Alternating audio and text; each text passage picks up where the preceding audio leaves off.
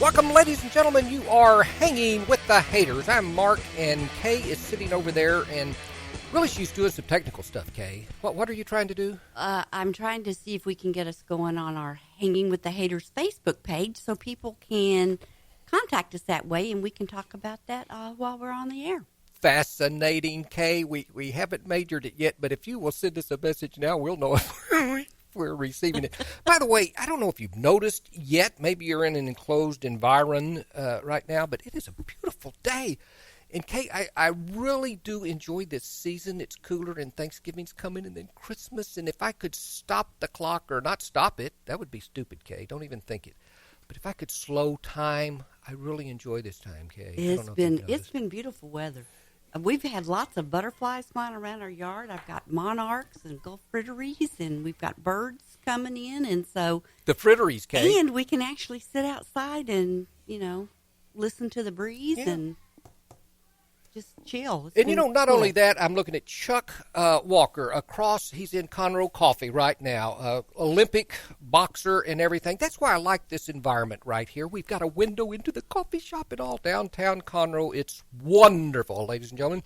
And you are hanging with the Hayters. And, folks, we've got so much stuff going on. We're going to talk about stuff like names. Do you have any idea, Kay, how important it is not to name your kid something stupid when he's born or unusual?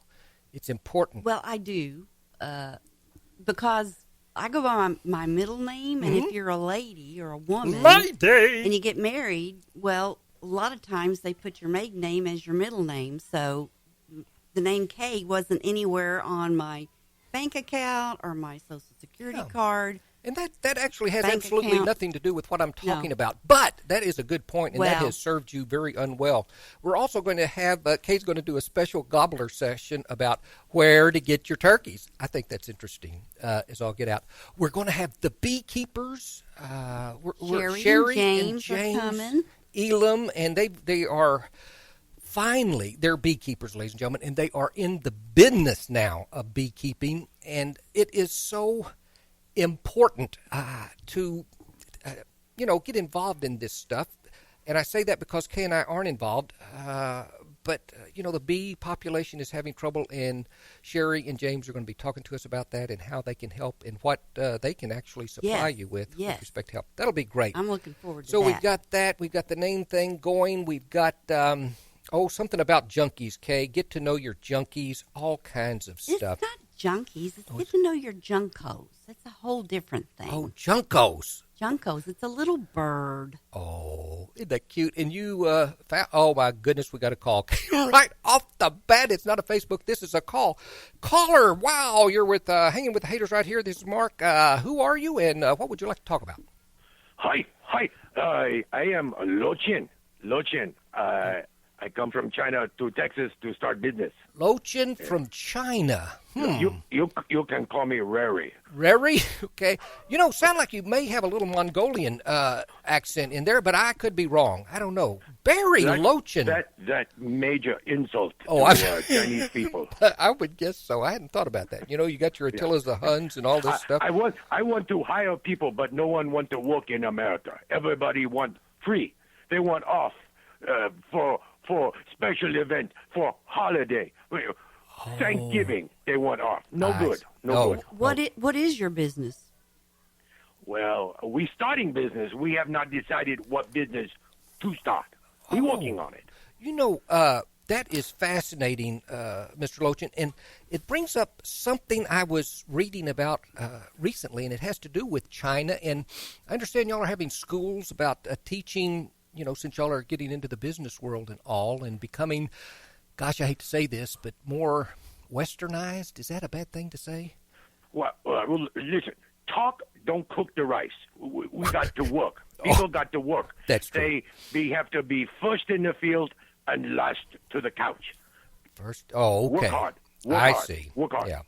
Well, a diamond with a flaw is worth more than a pebble without imperfection. That is truth. I'm sorry. I'm thinking about Son of gun, that is true. I will write that down. Kay, please get that because I've missed it.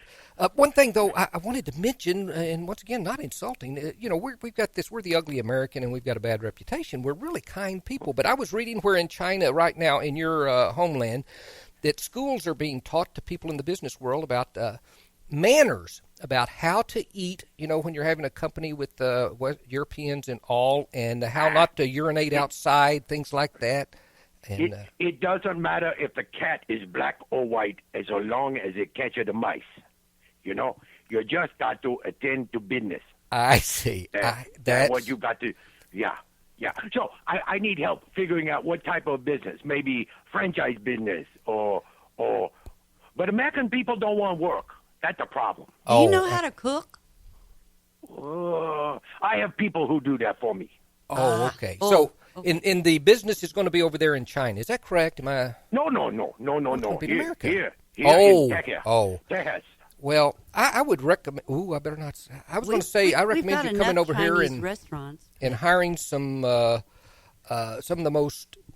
You will find some of the most, and a lot of them are ethnic, polite and hardworking people. Don't like that. No, you don't like the ethnics. I can understand that. I guess I don't know, but we're going to be talking a little bit about business. Maybe you can pick something up from us here. But I listen to a broadcast and figure out business. Okay. Thank you, Mark and Kay. You bet. Thank you so much. I appreciate it. Welcome to America. First name again, I got Lochin. Ronnie? Lochin. Okay, Lochin. But you can call me Rary. Rary, that's right. Rary Lochin. Thank you, Rary. I appreciate it. Sayonara. Yeah. Kay, that is so great in that China. We got people from China listening to our station, at least this guy here. We had that other gentleman.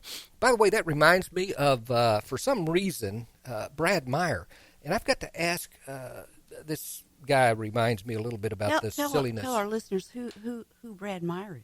Oh, man, that's true. He's used to be reporter with the Conroe Courier. We used to have a food review project going, Brad and I. That's right. And, y'all reviewed restaurants, and I never got invited. I didn't get to go. No, you didn't, Kate. But his wife did occasionally, but not with when I was there.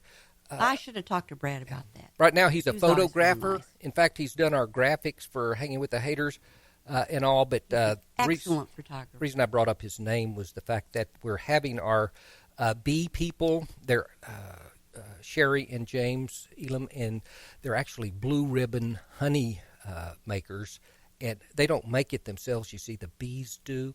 But they are called Blue Ribbon because they've actually won a blue ribbon in the state, actually in the county. They did. They won third place in the state for their honey. And Brad had some of it whenever we did a honey tasting contest for them for the Beekeepers Association. And Brad actually voted on it, not knowing it was all numbered. We did not know, but he voted on Chari and James's honey. And I would have, but it came so long in the deal. I was so sick of honey, nothing tasted good to me at that point. That's why I would not make a good honey. But Brad wants another jar, is all I'm saying. It was neat to know that, going out and going, how do you judge honey? Honey tastes like honey. Well, you start tasting different ones, and they do have different flavors. Yeah. Some of them are really stomach-turning, and others are nice. They have a twang. There were over 30 entries, and so by the time it was over, we were ready to stop. And the flavor in some of them is the distinctness isn't due to the bees or the keepers. It's whatever the bees are feeding on. If it's swamp grass or something, and I just made that up. And that's what we need to talk to Chari about is what would be a good plant to put in your yard that would make the honey taste good. Speaking of good plants, last week, actually this week, earlier I think in this week, was one of the great, monuments in history for you and I, and that is that you mowed the lawn for the last time this year. I did. We have had our final mow of 2016. I am very happy. Oh, and she did so well. I have got to do a little bit of weed eating over there. And right now, Kay, is our Facebook thing heating up? Are we getting... Not yet, but they're coming in any minute now, I feel sure. Just a comment or whatever. It's up. Oh, okay. So if anybody has anything to say, just go to Facebook, Hanging with the Hayters. That's right. That's where you would find us. And one thing else Kay does, she hasn't been doing a great deal with the bees, even though there's a lot around our house, but the flutterbys, Kay, we've had so many butterflies, thanks largely to you with respect to monarchs. But what's that other kind of butterfly we're having now around the house? We have some Gulf fritillaries because I planted passion vine, and that is the host plant for the Gulf fritillary. And that butterfly is about the same size as the monarch, but it's kind of got longer wings. Same color on the top, but on the bottom it's got white patches. Very pretty. Very pretty. Gulf fritillary. Yeah. That is just a wonderful name. And and I will say this, Kay, and you're right, you showed this to me. They fritter more than a monarch does. A monarch is Their flight more, pattern looks different. Yeah, they're all over the place. Monarch seems to have a mission in mind whenever they're flying somewhere. Fascinating stuff. A lot of sulfur butterflies, which are those bright yellow ones that you'll see. And then, I don't know, just because if you've got butterflies on your mind, you start just noticing. And there are tons of little bitty butterflies. Some of them don't hardly fly above the ground much. But it's funny to watch how some of them just fly like a monarch, just real soft, and they kind of float. And then others are like hummingbirds, just like got those wings going as fast as they can. I cannot wait till we get on the Conroe Community cable channel, because Kay is impersonating these butterflies. You can't tell, but she is great at it. The flittery, oh my word, you just want to grab her. But anyway, those just fascinating. I got to say this, Kay, about the frittery, and I don't mean to upset you at all, but their caterpillars are mean looking. Well, they're ugly. Oh, they're ugly. I mean, they got spikes ugly. and all. They're kind of gray and pointy, and yeah. And they seem like you want to squash them. You're going to be very tempted to kill them. But monarch butterfly caterpillars are cute. I like them. Anytime you see a caterpillar, I mean, lately we've had kind of white, real fuzzy ones and black fuzzy ones. So I checked on those, and those will turn into a type of moth. So anytime you see a caterpillar, it'll turn into something, even a tomato hornworm. Yes. I hate them. And, Kay, I think this is probably the longest we've had on any one boring topic, but it's been fascinating for me and you, I'm sure. Well, let's move on. Yeah. Let's talk about asp biting you. Have you, they sting you. Have you seen that? Dick, have you noticed there is, when I was a child, we had a bunch of ash trees, and that's where asp came from. They had the gray ones, and they had these orange, furry spiky things. They're ugly looking. And those gray ones would land on you after a ball went through a tree, and they'd land on you, and they'd really sting. But now they're on oaks also. And it's not just... Well, I feel like the kids, that's like a growing pain, because you don't know they bite. Yeah. And then when you're like, oh, what is this? And then it hurts. It does hurt. That gray one looks like you want to just grab it and just stroke the back of it. They're very... It looks kind of like they're made out of velvet or something. Yeah. Anyway, but be very Don't careful. touch it. When we come back in just a couple of minutes, Kay is going to tell us about turkey buying. She this morning got in a turkey mood. And Thanksgiving's we'll share that next with you. week. Hanging with Hayters, ladies and gentlemen. Back in a couple. Break time, people. Restrooms are in the foyer.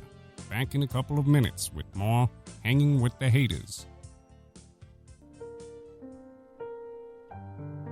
Our community's animal shelters cannot absorb accidental litters of kittens and puppies. Approximately 80% of the animals entering our shelters will not make it out alive. Please help be a part of the solution. Please spay and neuter your pets. Many low-cost options are available. Visit texaslittercontrol.org to learn more. That's texaslittercontrol.org. And remember, real Texans don't litter. Please spay and neuter your pets. Hello, I'm Bonita DeRosa, Animal Control Officer for the City of Willis. We invite you to tune in to Lone Star Internet Radio every first and third Thursday of the month at 11 a.m. for the Willis Hour. On the first Thursday of the month, the Willis Hour will be covering upcoming events and news about the city. Join in the conversation with your city officials and other leaders in the community. On the 3rd, we will be doing a recap of the last City Council meeting. The mission of the City of Willis is to provide high-quality services, accountability, and professional commitment to our citizens. We pledge to provide those who live, work, and visit our city an effective government that is open and responsive to the needs and values of the community. Again, we invite you to tune in on Lone Star Internet Radio every first and third Thursday of the month at 11 for the Willis Hour.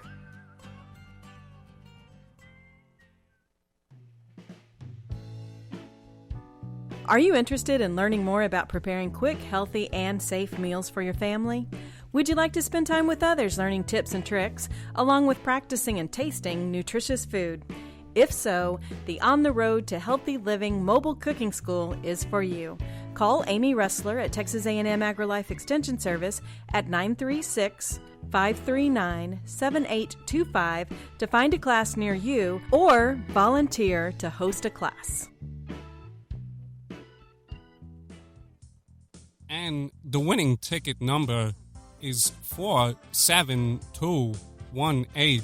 Now, back to Hanging with the Hayters on irlonestar.com. Yeah. And this is Kay Hayter, and I'm going to give you the gobbled report. This morning, Kate, when we get the newspaper out, first of all, I tried to throw all the ads away. There's a bunch of them, but that's how newspapers stay in business, and I need to start reading them all. But Kay does read them all, and I was tossing one, and she grabs it out of the garbage can, and it had to do with turkeys, where you can buy them and all, and prices. And each year, Kay and I worry about, we worry just tremendously. Are we going to go ahead and get a Sam's rotisserie chicken, about 8 of them for the family, or are we going to do a turkey? And if so, are we going to do just the breast, because Hayters usually just eat turkey breast?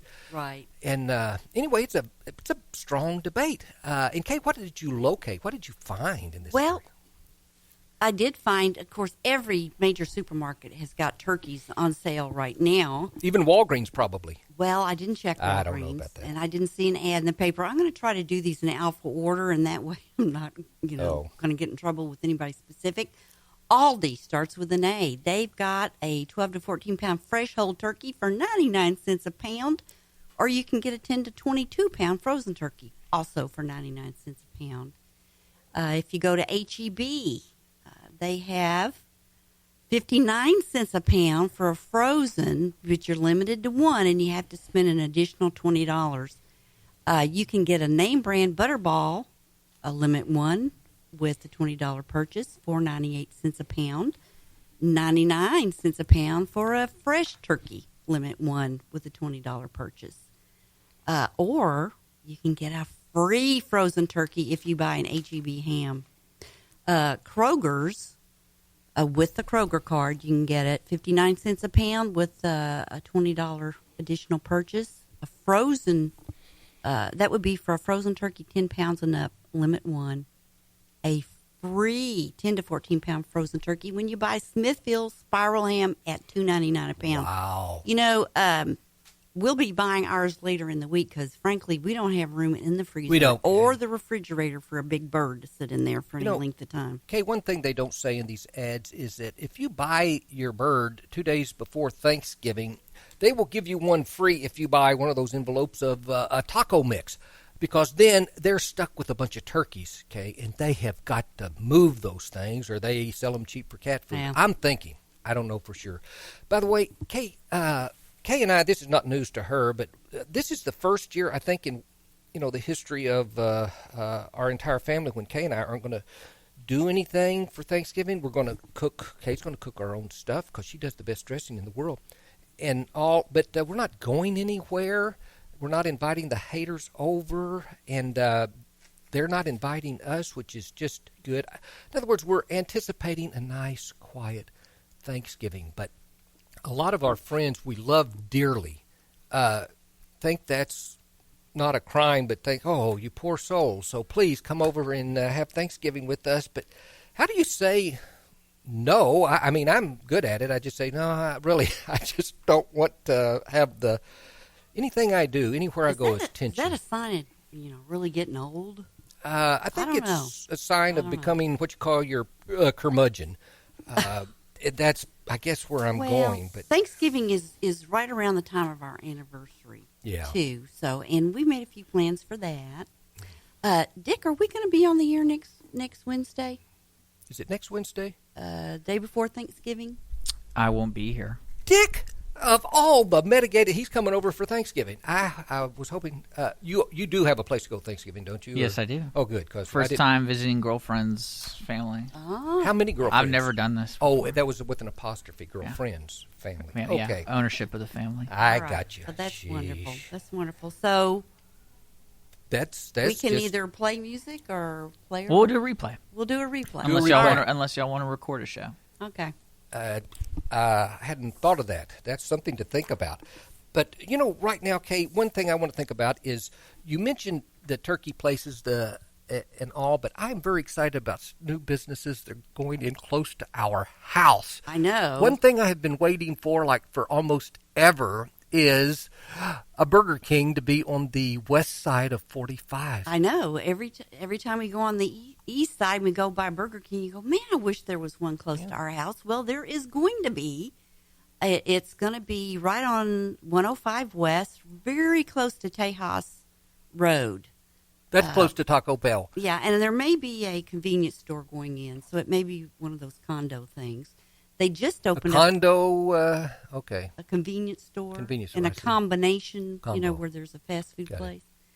Panera Bread just opened up on out between Conroe and Montgomery on 105. That's always a good thing because I love their Fuji apple salad. Yeah, they're expensive, but they also have coffee over there that I like. That's true. Oh, and good baked goods. Speaking of your combos, Kay, the ones that usually have a lot are KFC. You buy your Valero gas and you have KFC or whatever. And I would like to see a KFC on this side of the freeway, one that's very well managed as opposed to what I've been used to in previous years. I haven't been there in a long time. Me neither. An interesting. It's not a restaurant, but there's a place that has opened up in Montgomery called the Club Store Outlet. And it's a franchise, and they do overstock things, overstock furniture, appliances, clothes, non-perishable food, and then they sell it at a discount. So it's clubstoreoutlet.com. So wow. we need to check that out. Sounds like the stuff that Sam's and Costco, whenever they've had it too long, they'll sell it to whatever this outfit is, maybe. And by the way, you mentioned Montgomery, and it's just directly west of Walden Road. I mean, so close it's scary, and that's still in Montgomery, but that's Montgomery town is booming. They actually have opened a thing called the Annex Gents Grooming Lounge, which offers haircuts, shampoo services, includes hot towels, facials, scalp massage, shoulder and neck massages. Walk-ins are welcome. Well, okay, that sounds like not a proverbial. You might want to go check that out. Yeah, prospective sponsor. Although you do your own beard trim, but you might want to get a professional That's one true. occasionally. No, Kay, you do my hair, and I'm just perfectly glad about it. Also, Kay and I went somewhere just, I don't know, we'd never been, but we've heard good things about it. So we went to Tony's Seafood Shack? Yes. Over there on Walden Road? So on Walden Road, right when you turn there at the Walmart, it's in that first strip center right behind the Walmart. Mm-hmm. It's very close. Yeah, we had heard rumors that they have, lobster roll. And I saw the picture. Since I hadn't had one since we were in Maine 7 or 8 years ago, I was very interested. Right. So we went and got one. Very good. It was very good. And I got to say this about it. Lobster rolls are not, ladies and gentlemen, our guests have just arrived, and I will introduce them again in just a minute. James and Chari Elam. Hi, gangers. Anyway, we've got... we're talking food. We're talking lobster rolls now, which are marginally related to bees. Not at all. But I don't know if have y'all been to Chicken Shack, by the way? I mean, Tony's Lobster Seafood Shack. Well, Montgomery. They're from Willis, by the way, so they're not going to go there. But their lobster rolls, they don't give them away. They really don't. They're pretty expensive, and so you're not going to get much if you just order the lobster roll. It's cost $22 something bucks, but it is delicious. So that's why we would only splurge if we ever had it. Right. I'll get one again occasionally. Yeah. Anyway, it was super, and I recommend it. They even had the fried codfish that I don't think, wow, at a place, beer like batter. Fish and chips, English style. It was very good. Anyway, by the way, we're early. That's more than fine. I was hoping we need to. I wanted to mention that today, and this is a change marginally from lobster, is your mom won the. She did. Did y'all get the Courier today? No, but it is on our list. Okay, it said though today is whenever you get the holiday cookbook, and it wasn't in there. And I called a friend, and they didn't have it either. The cookbook wasn't in the Courier? Right. Oh, and it said it was going to be today. I don't know if it was, our paper person that just didn't slip it in. Maybe, because I think that called. Mom said that she got it. Yeah. She did. Good. Yeah. Well, I called. They're going to get one Oh, too. man, I'm Good. so upset. Good. Well, I posted it on Facebook because she's pretty proud. I think they did that to me because I write for the dadgum people, and they'd say, I even judged the thing, and once again, I judged not knowing that was your mom's. Anyway, ladies and gentlemen, we have got, this is an important break because it has to do with traffic, and if you look out there, it's not real bad downtown right now, but that and the weather, and I think I can tell you the weather report right now, but I'll go ahead and let Dick do it. Ladies and gentlemen, we're going to come back with James and Chari Elam, the Bluebonnet Beekeeper people, back in 2.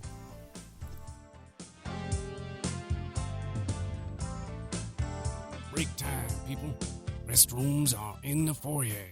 Back in a couple of minutes with more Hanging with the Hayters.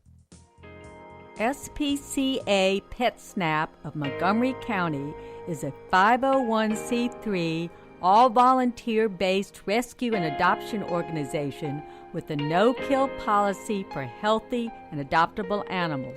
Our goals are fourfold: to rescue and rehabilitate homeless animals, to provide a safe haven for the animals until a suitable adoption or foster care home is found or until they are reunited with their owner, to educate the public about the great need to reduce pet population, which includes the importance of having their pets spayed and neutered, and to further the cause for humane and responsible pet ownership, and to provide a low-cost spay-neuter clinic for people who are unable to afford to spay or neuter their pets otherwise. SPCA PetSnap of Montgomery County encourages you to think adoption first. You can contact us at www.spcaofmc.com.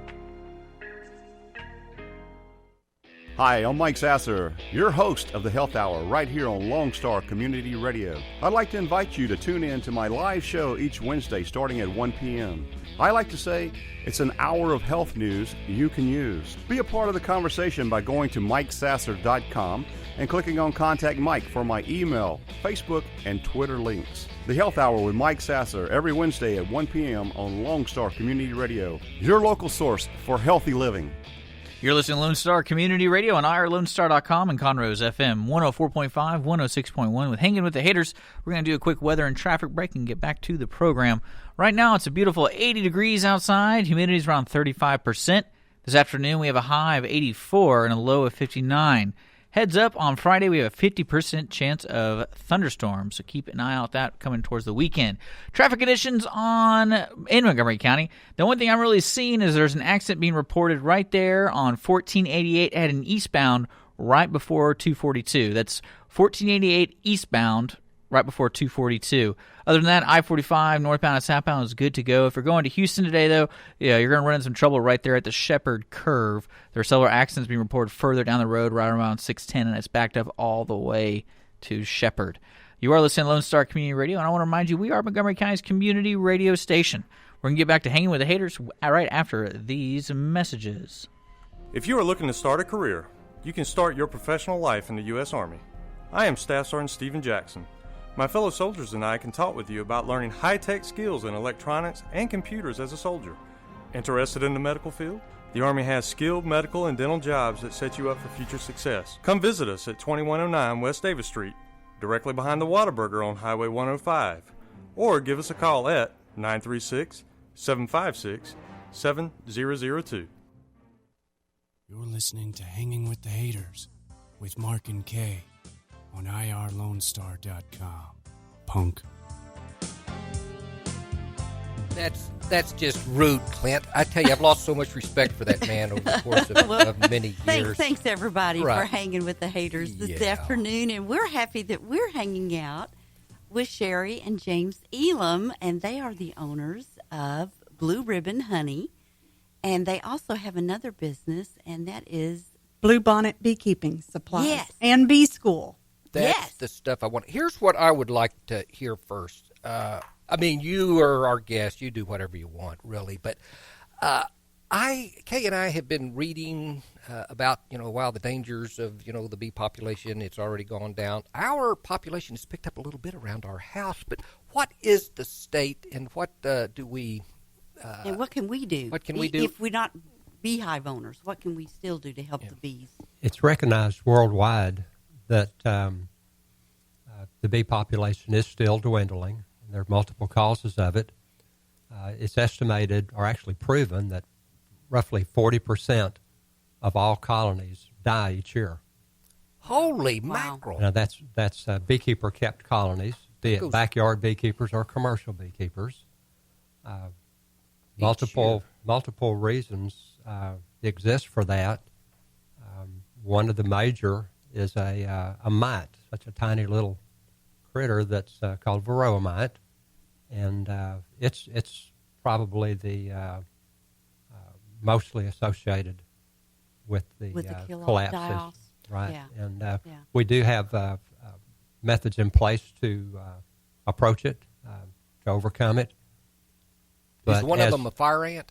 No. I'm sorry. I wish that You'd think, right? I wish that bees would forage on fire ants. Wouldn't that be nice? But they don't.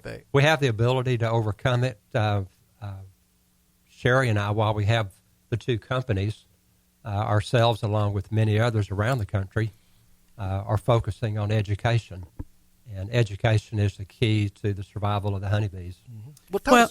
Go ahead. Well, with that varroa mite, it forces us to know more than we used to have to know, and being proactive, just like with our health, our human health, taking vitamins and eating right and keeping ourselves, well managed. Yeah. The bees are exactly the same. We have to be good managers of our beehives in order for them to thrive. Beekeeping up until the mid-'80s was something you could set and forget. Bees were easy to keep. Yeah. They didn't require feeding. They required basically nothing. Yeah. Well, let me ask you this. What happened since the 80s? This varroa mite, was it overseas and now it's here, or did it... Correct. The varroa mite was imported accidentally, like a lot of things are. Like fire ants. Things jump on ships. They do. And they come over, and that's how we get them. You can try to keep the rats off, but you got the varroa mite, and it's tiny. It's tiny. It's tiny. It is tiny, and no one likes the sound of utilizing chemicals to put on their honeybees or in their honey. While there are some instances where it's necessary, there are methods called IPMs, integrated pest management, where we try to do passive control of the mite. Non-chemical versions. And what tends to happen is the mite latches onto the honeybee and itself does not kill or damage the honeybee, but it cuts them, allowing for infections of viruses and something unassociated to the direct impact of the mite. So are they on the blossoms, or they just go ahead, wade anywhere? James, are they on the... The mites themselves are kind of free-flying in nature, like moths, or really, but exist. They thrive in the cell. When the queen lays an egg and as the pupa starts to develop, they thrive in there, and they actually feed on the babies as they are growing in that cell. Now, will that, when that happens, does that kill? No, it doesn't. Or they just hatch out and they go about their way, but it's they basically got the a host. Okay. So it's the host for the varroa, and then when the bee emerges, then you have, and there's a long biological explanation, but that varroa emerges with that bee for it to divide and conquer as well. I'm assuming the school you have, are y'all both teachers? We are. We are. And this is located where? It's at our apiary on our property, and this is in Willis, off of 7 Coves Road, 11900 7 Coves Road. And by the way, this is, my understanding, is 7 Coves. It's on the east side of 45. That is correct, which Mark. I didn't even know it went. I know. To There's the still east a lot, side. and we've had it now for 6, 7, 8 years now. I lose track of how long it's been there. We say the new road. It's not new anymore.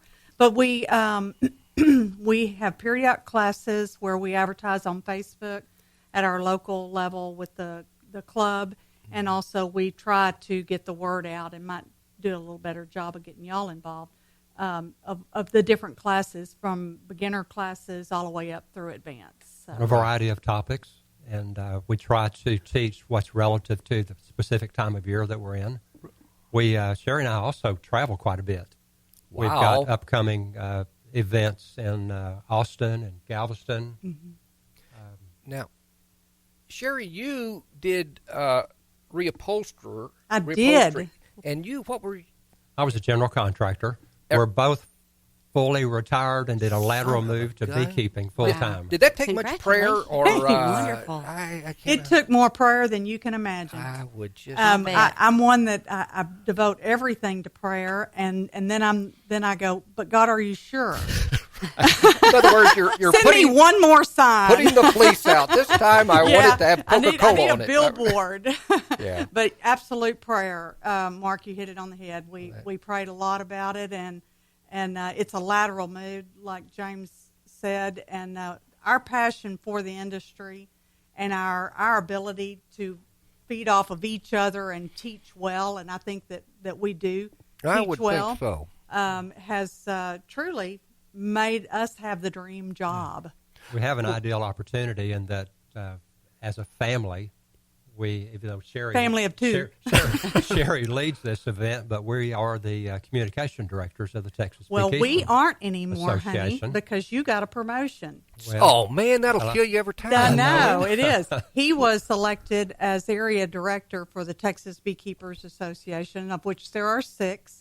I maintain the communication coordinator position, but I am solely that now. You are a voting board member. Replaced. You have not been replaced. I've lost a partner. Right. You know, that's what happens to the drone. Right, exactly.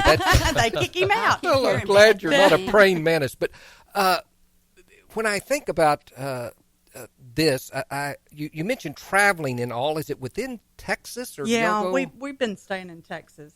Okay. We do stay in Texas. We like to camp, so we take our camper with us. And, okay. Camp. Kay, I'm going to look at you and say, we don't camp, we glamp. We have a fifth wheel camper. Oh, that's there the you only go. way to go. I don't. There's not a tent. I want a shower. I want something that will flush. 2 TVs and Right. large bed. Right So now, we do travel to teach, and we go by invitation to various clubs. Not long ago, we went to Beekeepers, Texas. Oh, man. So we can go from the smallest town to the largest. When I was at the Forest Service, this will be impress daylights out of you. We planted trees in Beekeepers, and I really liked the town. It was. I'm sure it's a they're very gone small now. town. It's very unique. Very small town. The school right now, I'm interested in that with respect to numbers of people and cost, tuition, or how do y'all do we this? try to limit it to no more than 20. Primarily, Mark, because you get more, you absorb more. Mm-hmm. The cost is around $40, $45. We're doing one on the 3rd of December that's actually just $30, and it's primarily focusing on a particular method of beekeeping, and it's just one method, and it's a 3-hour course, $30 per person. And James is going to be the primary teacher of it. And y'all also sell all the supplies that you need to get started and set up. We do. We have all the supplies that are relative to our area. Can you give me like a ballpark amount that it would cost to start from nothing to get one hive going? An average startup cost, I'd say the maximum would be $500. Mm-hmm. Okay. But you could accomplish it for considerably less if you can find some used woodenware, or you have a swarm of bees that you could capture. Okay. Then you're primarily talking about the backup support equipment, the smoker and the veil and such. Right. But $300 to $500. Okay. And when would you? I know this is relative as all get out, but when might you got your box out, when might you expect honey? Well, if you start a colony in the spring, which most new beekeepers have to start in the spring, they could look to have a little bit of honey in June, but not enough really to take more than a frame to just say they got some of their own honey. Typically, it's like a fruit tree. You plant a fruit tree, you don't expect to have any harvestable fruit for a year. Same with a colony of bees. It's going to take a year. You want them to be able to build up their stores that they may have survive. To survive. That's right. Because they think that honey's for them. You know, they didn't get the memo that it's for us, and we're going to put it in a bottle, and we're going to give it and sell it and eat it. So we want them to have plenty put back. I heard there's a new type of box or hive that's got a spigot on it. Yeah. What is that about? You're talking about the flow hive. Okay. Yeah. I have the hardest time not laughing when somebody says that. James is the level head about the flow hive. I'm the really about the flow hive. The flow hive is as you described it. It provides for a simplified method of honey extraction. It's not intended for the new beekeeper, and that you have to learn beekeeping before you can utilize the Although flow it hive. has inspired a bunch of people to become beekeepers. We have a lot of club members who have the flow hive. Chari and I do not. And there's nothing wrong with it. It's just not traditional beekeeping, and we are traditional beakers. Yeah. It's an accessory, Kay. It's an expensive accessory. It's kind of like us getting an outfit, and that pretty necklace you've got on might be $500, but yet, you know, the realistic part is the outfit didn't have to be that much. Yeah. And that's exactly where the flow hive fits in. I could have got a knockoff. Yes. If you shop where I go, JCPenney, it'll be a whole lot cheaper. And it's expensive honey. The flow hive is expensive honey. Okay. When typically the woodenware involved in getting 100 pounds of honey might cost you $40, it's going to cost you $600 for the equipment to get the flow hive. Right. Yeah, I'm on eBay right now. Yeah. Did you find one, Dick?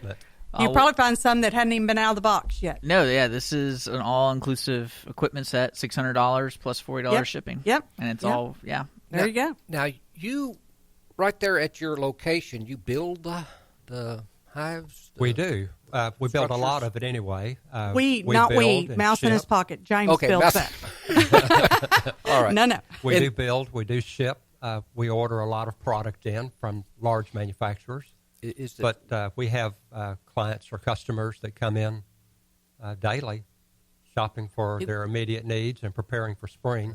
Do people need to make an appointment if they need to come in? They need to call 936-520-4669. Okay. And because we are on property and we are behind a key-padded entry, we've got a substantial apiary there, and we live there.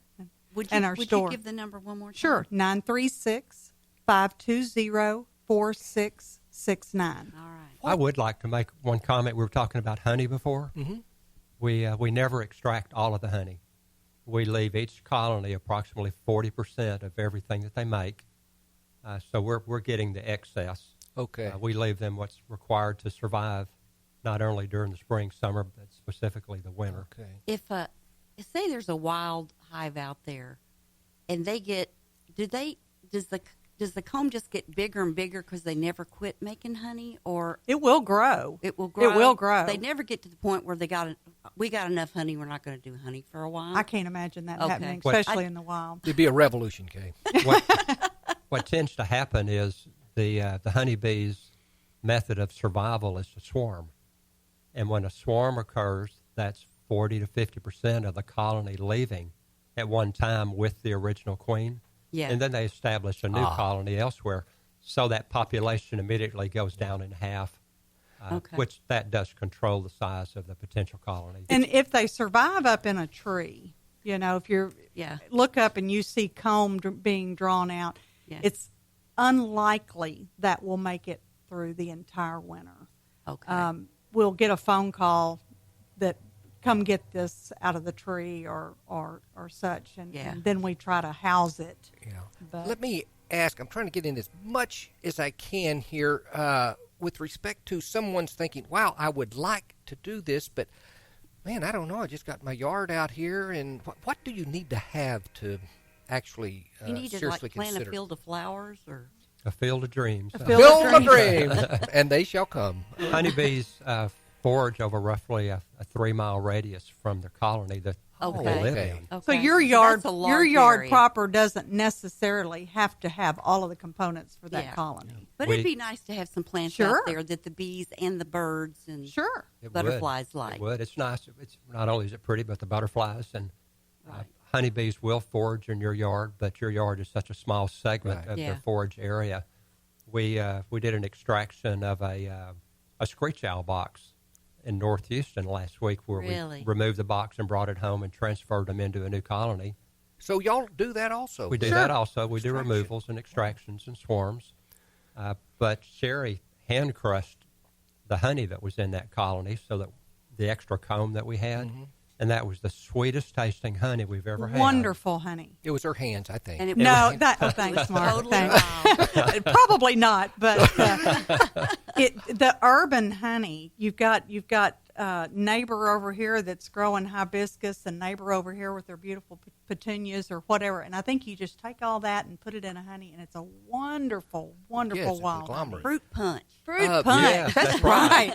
That would be a good name for it. It would be. It would be. It's so honeybees in neighborhoods are wonderful if you have a relationship with your neighbors. Allow for it. Yeah. It is legal to keep honeybees in the city of Conroe. It's a good bribe, too, to give them honey, your neighbor. Well, it is. You know, speaking of that, Brad Meyer, he was one of the judges, and he said earlier he tried to get in touch with y'all to get your honey. We played tag for a few days. Right. Anyway, he said, so just make sure they give you a where he can pick it up or how he can do absolutely. this. And I heard you, Kay, say that we won first place 2 years ago, and third place this year in the state of Texas. First place state. Yeah. Well, no and I wonder don't you're think third blue place ribbon. is too bad. Best taste in I mean, Texas. if there was a judge of 30 just from Montgomery County, I don't think how many they had to What's judge the whole toughest state. area to compete against, or is there such a thing? I don't know that there is. The area doesn't, I mean. I don't know. We trash talk. All of our friends say ours is better than yours. So that's pretty much what you have to do. Well, of course you do. We had a lot of bees coming to our hummingbird feeder late. Late Are we this killing year. them? So No. Is that okay? No, It's sugar water. That's what we feed our bees. When we have to, so when we have that's to okay if they feed on that. Sure. All It's right. certainly good. Okay. Honey, as you mentioned earlier, each honey tastes different. Honey has distinct flavor. Honey clover, tallow honey. Right. It's real varied. Orange So what And tastes Mark, your tolerance is very low. It's a low tolerance very low. I've seen so many facial expressions come out of your face. Yeah, that was, I don't know which one it was. Didn't he? And the biggest laugh I ever got was you were Al, when I made mention. He I belched. wish I'd have filmed all that. Really? That was so comical. Al belched after number 20-something. We were both of us were sick. I and will he say said, Kay was the most serious and most great. It was very logical and logistical. Yeah. She was serious about every single taste and like you were, your palate was somebody deciphered. had to be. Somebody had to be. You're right. She asked for do-overs. Like, are you out of your mind? She said, I think we need to taste that again. And Mark was like, Oh, please don't. shoot she me wanted now. some biscuits to go with it. didn't Really, she? Brad was serious too. I thought Brad was serious. Sheesh. Yeah. But I have looked on the internet and all, and I've heard you people talk. I don't have the equipment or anything about how to do it, and it seemed so, with me, complicated. I still couldn't do it, and that's to me why a person like me would need to go to the school. If I could get hands-on, I could probably figure stuff out. And bees are considered agriculture in the state of Texas. Livestock. Mm-hmm. Oh, okay. And okay. in that respect, if only that respect, we need to learn how to care for them. If we just set a colony of bees in our backyard in a box, that colony will die. If we learn how to manage them, what their potential problems are, we don't put a cow out in a pasture and turn it loose and expect it to thrive. Right. Exactly right. We'll come and get you when we need you. So there is education involved. There is. And beekeepers that do not have education are taking a risk with the bees that they should not take. Yeah. Well, it's an investment that you need to protect. You need to be able to preserve it. We've got a phone number here, and if someone wants to, purchase some honey online, or is it possible to do that? Or no, you have to call us. We're small-scale beekeepers, so therefore we're not. We sell to you personally. Okay. We have to hand it to you. Brad, are you listening to me? Yeah. And also to register to go to the class. But in one session, 3-hour session, that you think they'd know? Well, we've got a series of classes. I think that I would primarily encourage anyone to join Montgomery County Beekeepers Association, mocobees.com. It will tell you how to become a member, when our meetings are. Matter of fact, there's a meeting Monday night, the 21st. That's right. And our education is designed to supplement what's and provided particular locally. topics of that. Correct. And we break it out, and as Chari says, address particular topics. Mm-hmm. It could be as simple as how to extract honey, or how to navigate through the web of insects, like we were discussing earlier, mites and such. But we do private lessons as well. If someone called and said, I want you to just be my teacher, we would do that. Okay. Absolutely. That is cool. If you're getting started, this is what is so cool to me, is I know that you can buy a queen bee, but you can buy a starter hive of bees. You can. Do you Called not? a nuke. Absolutely. A nuke. Mm-hmm. Which is short for nucleus colony. Okay. Oh, that's good, because I was thinking bad things. I would need to buy a nuke. You would need to buy a nuke. Yeah. Now, what about African bees? That was Africanized bees. Africanized bees. That was in the news, and now you don't really hear much about it. So is that being managed? Or? Well, I think what's probably happened is Texas A&M first discovered the Africanized bee, I believe, down in Brownsville. Mm-hmm. And as the migration of that bee has come north, they have mated with native bees here. Yeah. That's what I was thinking. Maybe folks, we are bell bit as we can be. Chari, James, Elam, the Blue Ribbon Honey, and folks, this phone number 936-520-4669. We'll put on our Facebook, and please, this is a very important thing that this wonderful couple is trying to take care of. Or help in, and that is our depletion of honeybees. And they've got a good way to do it. Ladies and gentlemen, thank you so much for listening to Hanging with the Hayters. Thank y'all so much. Thank y'all for having me. Talking to y'all again, if that will be all right. Later, ladies and gentlemen, next week we won't be on. Right. It'll be one of the best of, ladies and gentlemen. And you want the best of.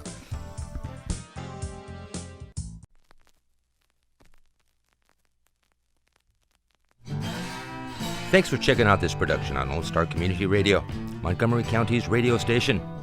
For more information on this show and other shows on Lone Star, check us out online at irlonestar.com. If you're interested in sponsoring a program on Lone Star Community Radio and reaching the local audience of Montgomery County on FM, internet, and TV media, please call 936-647-5747. or contact us online at irlonestar.com. This recording is a Lone Star Community Radio production, produced by the show host and Dick Schisler of Lone Star Community Radio. Interested in volunteering as a music DJ or starting your own talk show? Contact Dick Schisler at dick@irlonestar.com or by phone at 936-647-5747.